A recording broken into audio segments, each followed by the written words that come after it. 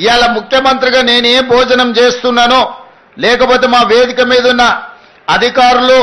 మా మంత్రులు ఏ బియ్యం అయితే వండుకొని తింటున్నారో ఇవాళ మా అక్కలకు మా ఆడబిడ్డలకు రేషన్ షాపుల్లో సన్న బియ్యం ఇచ్చి ఈరోజు ఆత్మ గౌరవంతో ఒక మంచి భోజనం తన పిల్లలకు పెట్టే విధంగా ఒక మంచి పౌష్టికాహారం ఇస్తే పిల్లల ఆరోగ్యం బాగుపడుతుంది అని చెప్పి ఇవాళ మనం ఇవన్నీ నిర్ణయాలు తీసుకున్నాం.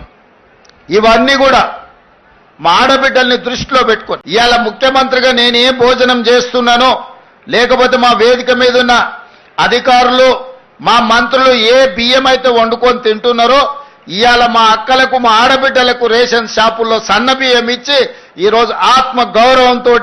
ఒక మంచి భోజనం తన పిల్లలకు పెట్టే విధంగా ఒక మంచి పౌష్టికాహారం ఇస్తే పిల్లల ఆరోగ్యం బాగుపడుతుంది అని చెప్పి ఇవాళ మనం ఇవన్నీ నిర్ణయాలు తీసుకున్నాం.